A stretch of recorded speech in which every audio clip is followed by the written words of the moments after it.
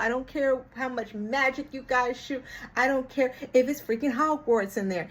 At this point in time, there is nothing about Harrenhall that will excite me.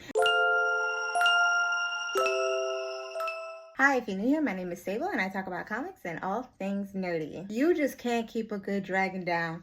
You can't. You can't do it. You just can't keep Sunfire down. The way he pulled up in those woods, right? The way Aegon is talking his talk and Sunfire is creeping up behind him, opens his mouth. Aegon looks back, sees that he has Sunfire there, says Dracarys, and boom, everybody incinerated, broiled, burnt to a crisp. That's what we like to see. Now, here's the thing.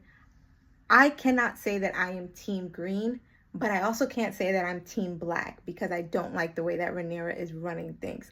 But I like a good moment when it comes, regardless of what side it's on. Team Black has Daemon and Team Green has Aegon. I love this moment. I was so excited to see that Sunfire was still alive.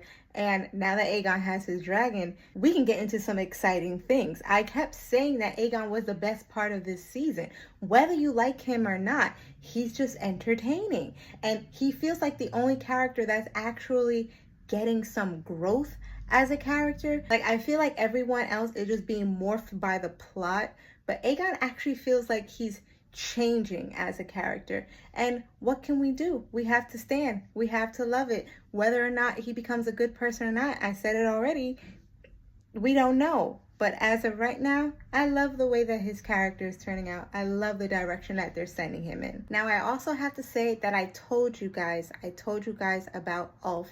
I told you that he was going to betray Rhaenyra. I saw it. I saw it in his eyes. All y'all had to do was let him go to the bar. Let him chill with his buddies. Let him drink Coors with his friends. That's all he wanted to do. But you guys made him give up his friends. You guys beat him up in the streets. You made him sit outside for hours and hours, days upon days with his dragon, and gave him nothing for it. Didn't even let him call himself a Targaryen. You guys made him a joke, and now he's about to get hilarious. But let this be a lesson. You have to respect the people that get you to the position that you are in. On the ladder to the top, you cannot step on the people that got you there. Ulf has such simple desires. It really was nothing to give him the measly pleasantries that he wanted. He wanted a castle. Maybe that was far-fetched, but he didn't even want a big one. You could have given him that. Or you could have given the favors that he was asking for his friends something. But you can't just say, hey, a dragon is your reward. Now, let me humiliate you for the rest of your life. It just doesn't work that way. And I'm so surprised that Rhaenyra and Daemon would be stupid enough to treat him that way. I didn't like it. I completely understand him turning against Team Black. Do I think it will work out for him in the end? Absolutely not. Absolutely not. I think he just signed his death certificate. I absolutely do. But I understand why. And I feel bad for him. Hopefully, maybe it's a plot. Maybe it's a ploy. Maybe he's going to turn it around. Maybe he's a double agent. Who knows? But as of right now, Ulf, I cannot fault you. I cannot fault you because I would do the same thing. Now, I also have to say, the way you guys did Sheep Stealer, it was a little dirty.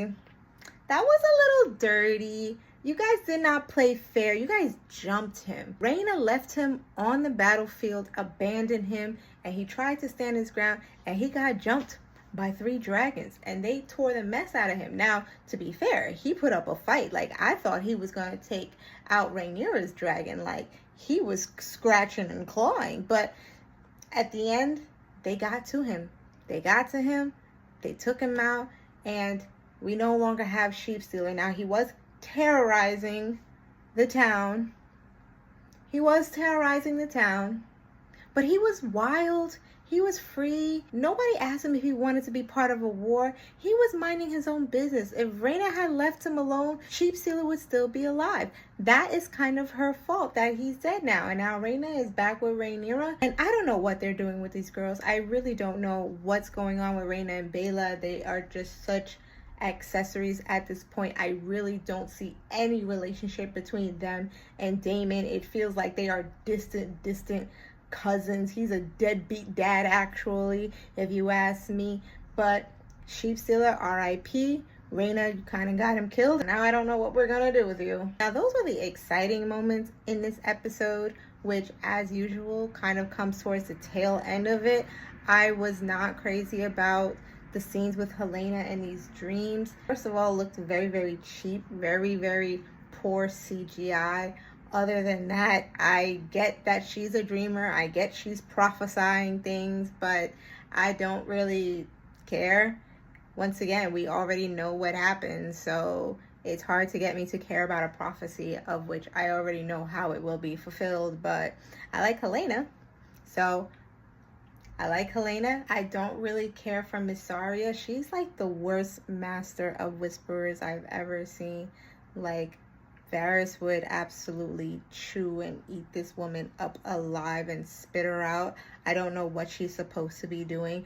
I guess she's manipulating Rhaenyra, and I like the fact that Rhaenyra kind of sees through it, but Rhaenyra is still laying down for her, so what does it matter if you know that this girl is manipulating you if you're still gonna lay down with the woman? So I don't get what they have going on. It seems very toxic, but I think Rhaenyra kind of likes toxic relationships.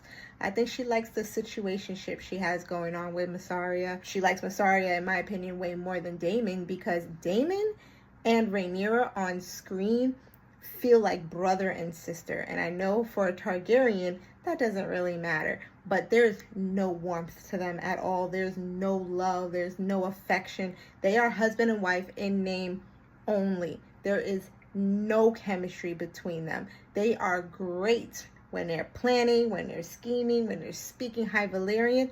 Love it. As a couple, they're probably the worst that I've seen in Game of Thrones history. And there's not really a lot of couples in Game of Thrones, but this couple is giving nothing. It's giving lavender marriage. And if it works for them, I guess it has to work for me too. Last I will say is I will pay my weight in gold if I never have to hear the words Harrenhall again. I never want to hear or see anything that has to do with Harrenhall ever again. It is so boring. Alice is so boring. Aemon is so boring. I don't care how many people you guys kill. I don't care how much magic you guys shoot. I don't care if it's freaking Hogwarts in there. At this point in time, there is nothing about Harrenhal that will excite me. And I'm so surprised that they made it such a central part of the story, because it's really not that important in the Game of Thrones universe. Like Winterfell, King's Landing, even the Twins. These were places that had some stakes to it. Casterly Rock, Harrenhal. Like, I get it. I get it has its importance, but not this much. Not this much.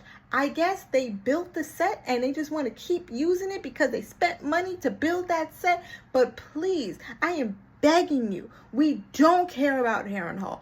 Burn it to the ground. Vhagar should have destroyed the entire thing so that we can all move along in peace. Now, I don't know if Alicent actually killed Aemond, because when he got stabbed, I thought he died. And he didn't. So now it looks like he got poisoned. Is he dead? Is he not? I don't know. And to be honest, I really don't care. I've been done with the Aemond character for a while now. I just haven't said it because I know it's kind of a LARPer thing to say that you don't like Aemond, but I don't like Aemond. I don't care about him. I care more about Vhagar, and I hope that him and Alice can whisk away off my screen forever and I never have to hear about them again. But that was my reaction to this episode. It's not the best, but it's definitely not the worst. And that's a bar that's kind of getting lower and lower and lower as the season goes on, which makes me a little sad. But we got a couple more episodes to go, and they're pretty good with closing out a season. But my overall view of this season, it's not what I wanted it to be. It's definitely not what I wanted it to be. And for everybody who said House of Dragons on the same level as Game of Thrones, it's definitely not. these episodes, it's definitely not. But that's what I think. Let me know what you think.